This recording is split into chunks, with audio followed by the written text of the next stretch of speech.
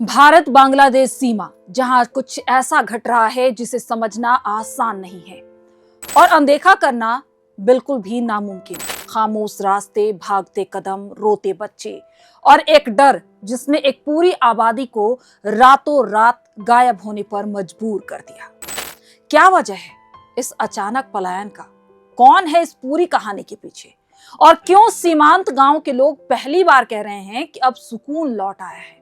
आज हम परत दर परत खोलेंगे इस कहानी की। ये सिर्फ एक रिपोर्ट नहीं, ये भारत की सीमा, समाज और भविष्य का आईना है। नमस्कार, मेरा नाम प्रियंका मिश्रा है और आप देख रहे हैं एयर नाउ। भारत बांग्लादेश सीमा का सबसे बड़ा सच है जो आज हम आपको दिखाने जा रहे हैं।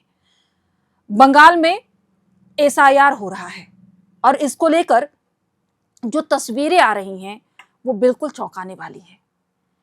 एक गांव में लगभग 100 परिवार रातों रात वहां से चला गया। आखिर कहां गए ये लोग? क्यों एसआईआर से इतना डर? ये बहुत सारे सवाल खड़े कर रहे हैं। पूरा गांव वीरान पड़ा हुआ है। जहां 100 परिवारों का घर था, बच्चे बुजुर्ग, वो आज कुछ नहीं है। सुनसान इलाका। सारे लोगों के बस मन में यही सवाल कौंध रहा है कि आखिर क्यों ये लोग कहां गए।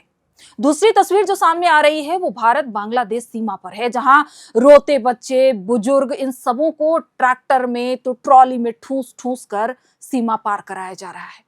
और दलाल यहाँ पे खूब पैसा कमा रहे हैं, कमीशन खोरी, यहाँ पे भी दलाली चल रहा है।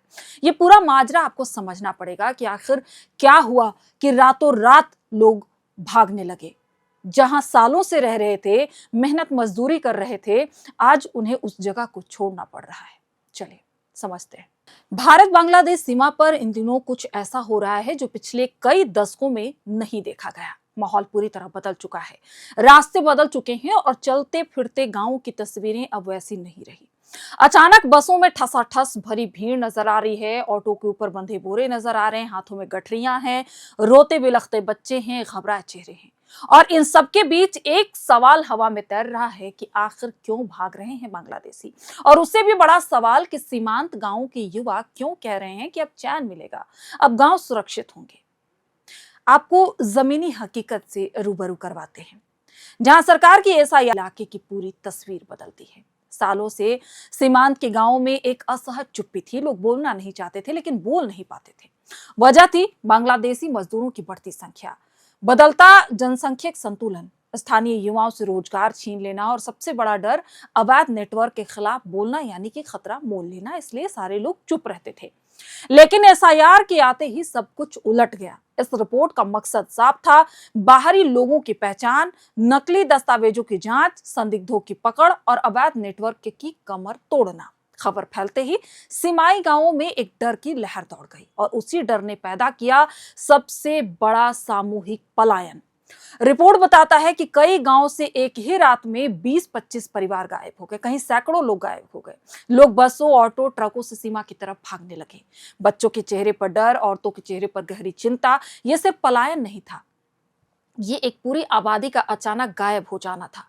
स्थानीय युवाओं ने खुलकर कहा कि काम हमारा, रोजगार हमारा, लेकिन मजदूरी बाहरी लोग खा रहे थे। गांव के लोग असुरक्षित हो गए थे, अब शांति लौटेगी और सच में बदलाव नजर आने लगा है, ये वहां की युवाओं का कहना है। बरसों बाद पहली बार मजदूरी 150 से 200 रुपए बढ़ा दी गई। खेतों में काम फिर से स्थानीय लोगों के हाथों आने लगा। गांव में शोरगुल वाले इलाके शांत हो गए। लोग कहने लगे कि अब घरों की दहलीज सुरक्षित लगती है। जांच में चौंकाने वाले खुलासे हुए हैं। 8-10 हजार रुपए में सीमा पार कराना, 12,000 में नकली आधार, राशन कार्ड और 20 से 25 हजार में शहरों तक पहुंचाना, ये दलालों की कमाई है।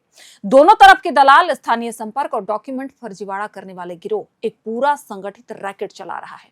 एसआईआर के नाम भर से ये नेटवर्क जमीन में धंस गया। लेकिन सबसे मार्मिक कहानी एक बांग्लादेशी परिवार की थी जो अपनी 8 साल की बेटी को गांव में ही छोड़कर भाग गया। लड़की भारत में पढ़ती थी, उसके स्कूल रिकॉर्ड में उसका नाम था और परिवार को डर था कि उसकी वजह से उसकी पहचान उजागर हो जाएगी। मजबूरी इतनी कि बेटी को छोड़कर पूरा परिवार रातों रात गायब हो गया। इधर सुबह 5 बजे से रात 4 बजे तक सड़कों पर पलायन जारी रहा। सुरक्षा एजेंसियां लगातार रूट मॉनिटर कर रही थी। कहीं टीमें लाइन में खड़े लोगों के नाम दर्ज कर रहे थे, कहीं अधिकारी हर घंटे रिपोर्ट अपडेट कर रहे थे। ये दिखाता है कि सरकार इस बार दस्तावेजों से आके जाकर जमीन पर जाकर कार्रवाई कर रही है। उधर गांवों में असर साफ दिखने लगा है। चोरी लूट की घटनाएं कम हो गई हैं। रात में गांव शांत नजर आता है। खेत कब्जे का डर खत्म हो गया है। महिलाएं बाहर निकल रही हैं। बच्चे खेलते नजर आ रहे हैं। गांव में एक शब्द बार बार सुनाई देने लगा है, सुकून। अब यहाँ के लोग कहते हैं कि सुकून मिल रहा है, और सुकून सिर्फ शोर कम होने से नहीं आता, ये सुरक्षा की भावना से आता है जो बरसों बाद लौटा है। लेकिन तस्वीर अभी भी पूरी तरह साफ नहीं है। चुनौतियां बड़ी हैं। दलाल नेटवर्क को पूरी तरह खत्म करना होगा। पिछले 2 दशकों से बसे अवैध परिवारों की पहचान करना जरूरी है।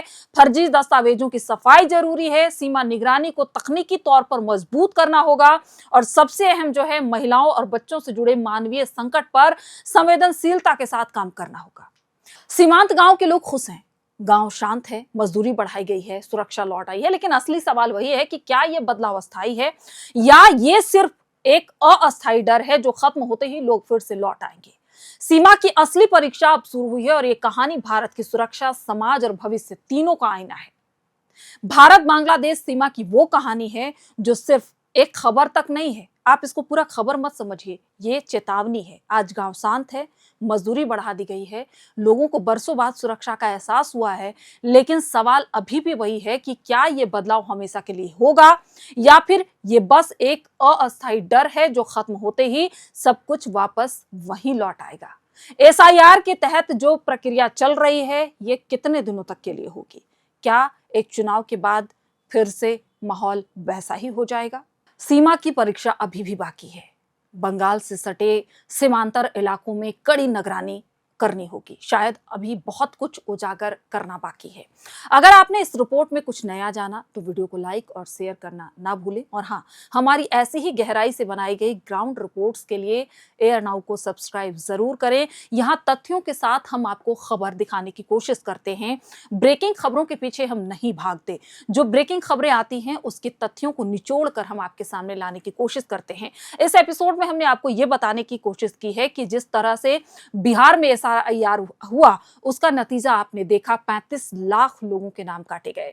बंगाल में एसआईआर हुआ है तो 100, 50, 20 ऐसे परिवार गांव छोड़कर भाग रहे हैं। तो इसका कारण है सबसे बड़ा एसआईआर से जुड़ी और भी रिपोर्ट्स जो कुछ आएंगी उसको लेकर हम आपको अपडेट करते रहेंगे। तो जुड़े रहिए हमारे चैनल के साथ, और चैनल को ज्यादा से ज्यादा शेयर जरूर कीजिए। आप सभी का बहुत बहुत शुक्रिया।